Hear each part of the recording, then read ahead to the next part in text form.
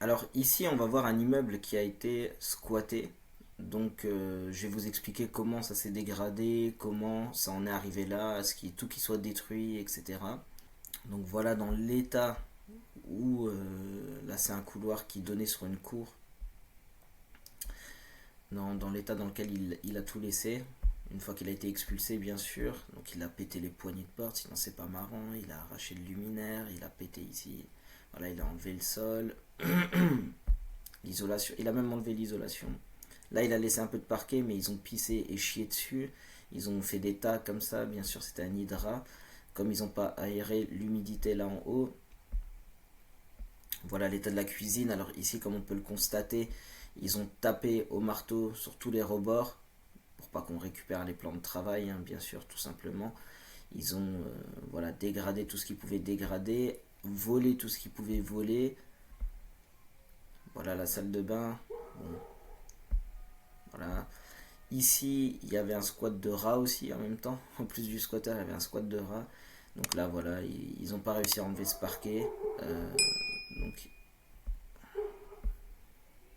ici, ils ont arraché le parquet, ils ont arraché le radiateur, parce qu'il y avait en fait un système de chauffage central avec une chaudière, et à côté de ça, il y avait des radiateurs d'appoint aussi. Ils ont pété un mur. Alors, ça, c'est assez marrant parce que. Enfin, c'est marrant. Dans le sens où, quand ils ont pété le mur, c'était a priori. Ouais, alors comme je le disais, ils ont pété le mur en fait en arc de cercle, comme ça, comme s'ils avaient voulu faire passer quelque chose, ça passait pas par la porte, ils se sont dit on va casser le mur. Donc ça c'est la cave. Alors ça reste une cave en règle générale, c'est pas ouf, mais là pour le coup, bon, quand c'est le bordel, c'est encore moins cool quoi. Donc voilà ici, je sais pas si c'est sur cette vidéo qu'on va voir. Ah bah là ici c'était leur coin réunion, je pense qu'ils avaient des réunions au sommet, hein. Ici, ça donne sur la route, et là en fait, ouais c'est ça, ça donne sur le jardin. Je crois qu'on va voir le jardin là, ouais. Et puis voilà, là en gros, ils ont mis tous leurs déchets pendant des mois et des mois. Je vous raconte pas l'odeur, hein, mais voilà. Jusqu'à derrière, il y avait là-bas au fond 1,80 m de déchets. Voilà encore une chambre, dégueulasse.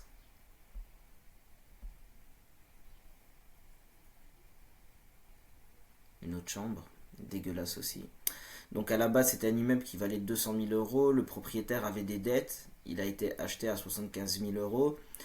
À l'époque, sur le papier, voilà, c'était une super affaire puisque le locataire qui était en place, le fameux squatter, qui se faisait passer pour un locataire, ben, lui avait justement un pseudo-loyer, encore une fois, je vais vous expliquer pourquoi, qui couvrait l'entièreté de la mensualité. La mensualité à l'époque, elle était basée sur des taux qui étaient inférieurs à ceux qu'on a aujourd'hui. C'était encore des taux à 1%, à 1,30, quelque chose comme ça. Pourquoi je dis pseudo-locataire? Puisque l'agent immobilier du coup est dans la combine. Cet agent immobilier a falsifié avec l'ancien propriétaire des quittances de loyer, des relevés de compte qui prouvaient justement les virements de ce pseudo-locataire, etc. Donc en fait ce qui s'est produit c'est très simple, c'est que quand la personne a acheté, bah, du coup elle pensait qu'il y avait un locataire en place, et en fait c'était des faux documents qu'elle avait en face d'elle, et le locataire n'a absolument jamais payé, et de toute façon c'était déjà un squatter, et ceci expliquait la vente à ce prix là, et non pas bon, il y avait une partie des dettes mais ça n'expliquait pas l'entièreté de la chose. La personne qui a vendu en fait s'est débarrassée de deux problèmes en une fois. Donc là, on peut voir, il a pété le mur ici, hein, qui donne sur la rue principale. Il y avait du parquet partout. En fait, il y avait quatre logements. Il y en avait trois à finir. Donc finir, c'était plus grand chose. C'était par exemple faire les peintures, faire les sols, voilà, mettre les spots au plafond. Enfin voilà, c'était des petites bricoles par-ci par-là. Et l'appartement dans lequel il vivait était fini. Donc là, ce qui s'est produit, c'est qu'il a bien sûr occupé l'entièreté de l'immeuble, parce qu'ils se sont mis d'accord avec l'agent immobilier. Il lui a dit bon, tu te cantonnes à cet appartement le temps que je fasse les visites, que je le vende, et ensuite tu te débrouilleras, tu reprendras possession de l'entièreté de la bâtisse. Donc c'est ce qu'ils ont fait, ils ont tout nettoyé, tout, voilà, comme quoi ça va super loin. Voilà. Donc là, il faut savoir aussi qu'il y avait du placo qui avait été mis, s'il y avait une trappe pour monter à l'étage, enfin bref, tout un tas de choses. Ils ont arraché, ils ont dessiné sur les murs, ils ont fait toutes les conneries qu'ils pouvaient faire. Ça, c'est un tapis rempli de boue, hein. C'est pas. Voilà, je veux dire, là, ils ont pris, les gamins, ils ont dessiné ici, ils ont arraché les prises, ils ont chié sur le sol, sur le parquet. Ils ont scié la charpente parce que sinon, c'était pas marrant de partir sans faire tomber le toit. Et en fait, ce mec-là, c'était un père de famille, trois enfants qui aurait pu. Bah là, on vient de le voir, le rein hein, qui est passé. Qui aurait pu payer le loyer en fait parce qu'il travaillait tout ça. C'est juste qu'il a décidé de pas payer parce qu'il s'est dit bon, de toute façon, qu'est-ce qu'ils vont faire? Ils vont faire quoi? Ils vont appeler la police, ils vont aller au tribunal, ça va prendre des années. Et effectivement, ça a pris 4 ans. Ça a pris 4 ans à sortir, il s'est barré, il a tout laissé comme ça. Mais au final, qui est le grand perdant là-dedans? Bah, c'est le propriétaire. Pourquoi? Parce qu'en fait, le squatter, pseudo-locataire, lui s'est barré, en fait, et bien sûr, il a été condamné à payer, mais il s'est mis en. Comment on appelle ça? Faillite civile.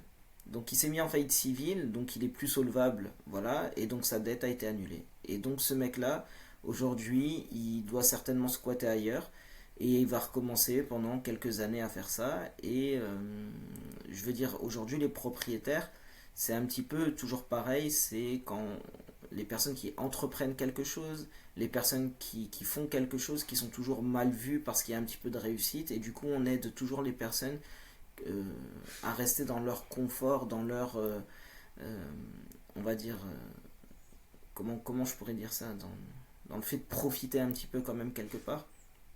Parce qu'aujourd'hui, ces mecs-là, ils ont des super bagnoles, ils partent en vacances, euh, ils mangent bien, et en fait, au final, ils payent pas leur loyer, et c'est encore les propriétaires qui sont les méchants en fait. Parce qu'on devrait encore les aider en tant que propriétaire.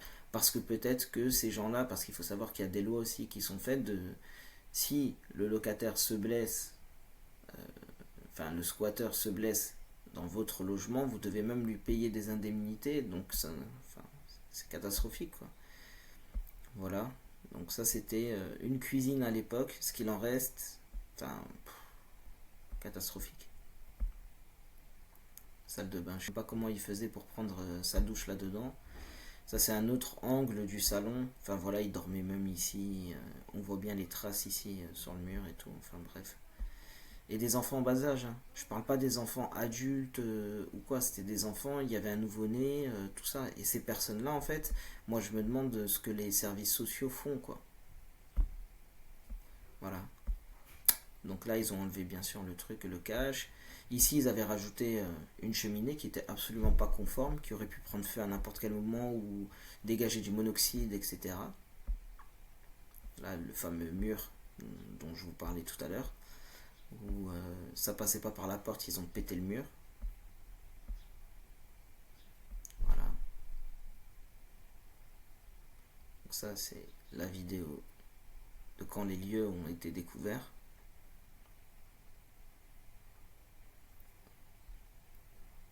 Il n'y a rien à dire de plus, hein. C'est Après, c'est pas des gros travaux, heureusement, c'est surtout du bordel. Moi, je suis quelqu'un qui relativise toujours, donc pour cette personne-là, en fait, le côté positif, c'est qu'il va refaire la toiture. Alors, certes, assez frais, c'était pas prévu tout ce qu'on veut, mais au moins, il repart sur minimum 20 ans de tranquillité avec ça. De l'autre côté, bon, bah, le fait qu'il ait pété des murs, pourquoi pas continuer de les péter et de faire une ouverture un peu atypique. Il faut aussi également tout dégager, tout rafraîchir et c'est le moment de faire une rénovation complète. Donc, qui dit rénovation complète dit gros déficit. Alors vous allez me dire oui, mais il faut avoir des fonds, il faut avoir ceci, il faut avoir cela. Bon, ce qu'il faut savoir, c'est que déjà l'assurance ne prendra jamais en charge tout ça. Parce qu'à partir du moment où un locataire devient squatter et qui dégrade, ils vont vous dire très simplement qu'il faut que l'assurance du pseudo-locataire squatter prenne en charge. Et comme bien sûr ces gens-là ont une assurance le temps, parce qu'en fait l'assurance ils doivent vous la transmettre chaque année euh, de manière tacite en fait pour que justement vous ayez toujours ce document pour être sûr que votre bien est protégé parce que concrètement eux souscrivent à une assurance, vous souscrivez à une assurance et ensuite quand il y a un litige c'est l'une ou l'autre assurance. Bon, bien évidemment que l'assurance de cette personne-là n'a pas pris en charge puisque les dégâts sont causés par la personne locataire squatter et lui n'avait pas d'assurance. Donc voilà, ça tourne en rond. Donc vous allez me dire oui, il faut quand même la trésor. Je suis d'accord, mais aujourd'hui, je pense que avec des effets de levier, encore une fois, il y a moyen, du coup, de par certaines méthodes, certaines astuces, de générer des fonds au travers de crédits, rachats de crédits, etc. euh, qu'on peut ensuite implémenter enfin de plusieurs façons pour que justement cet immeuble soit rénové en grande partie. Je peux vous donner un exemple. Cette personne-là peut par exemple faire ce que l'on appelle regroupement de crédit sur un petit crédit conso ou tout simplement faire un crédit consommation et sachant qu'il y a 4 appartements, faire en sorte qu'un appartement paye le crédit conso, qu'un autre appartement paye la mensualité puisque c'est un crédit qui avait été pris avec des taux très bas encore à l'époque et les deux autres restent un cash flow positif. Brut avant impôt bien sûr, puisqu'après faut déduire tout ce qui est taxe foncière et toute l'imposition qu'il y a derrière, mais quoi qu'il en soit, c'est des choses qui sont envisageables. Voilà, donc en gros, débarrasser, refaire la toiture, rafraîchir, remettre en place, profiter des dégâts qui ont été causés pour potentiellement avoir des idées d'ouverture, etc. Et ça repart. Et ça repart. Et après, la rentabilité, elle sera présente, etc. Alors, comment se prémunir de tout ça? Moi, ce que je préconise aujourd'hui, c'est d'acheter vide. Après, vous pouvez acheter avec des locataires, mais il faut s'assurer en fait que voilà, les documents sont en bonne et due forme. L'agent immobilier, s'assurer que c'est pas un agent immobilier peu scrupuleux comme ça a pu être le cas là. Faire en sorte qu'il fasse partie d'un réseau type IAD, Safety, etc. où ils sont quand même assez contrôlés. S'assurer que dans les baux, il y a toujours des clauses, notamment la clause résolutoire qui peut être très intéressante. Il y a tout un tas évidemment de protections également que vous pouvez prendre, mais que je donne dans mon accompagnement, qui sont beaucoup plus puissantes aussi. Et après voilà, je pense que même un investisseur aujourd'hui averti n'est pas à l'abri de ce type de choses. Il faut savoir aussi une stat malheureuse, mais en France, en 2024, le taux de squat a augmenté de 30%. Donc voilà, il faut quand même être relativement vigilant à tout ça. C'est pas souvent les personnes que l'on pense qui vont être mauvais payeurs. Père de famille, 3 enfants, il n'y avait rien qui présageait, il travaillait dans le bâtiment, donc voilà, il n'avait pas envie de payer, c'est tout. Il avait juste pas envie de payer, tout simplement. Donc encore une fois, il faut savoir aussi prendre ses distances avec les personnes que vous intégrez dans les logements. Essayer de passer par des personnes qui font de la gestion. Il y a aussi des garanties GLI qu'il faudrait prendre. Enfin voilà, tout un tas de choses. Et ça peut être effectivement intéressant. Donc voilà, c'était tout pour cette vidéo. C'était Mario de chez Sigma et puis je vous dis à bientôt dans une prochaine vidéo.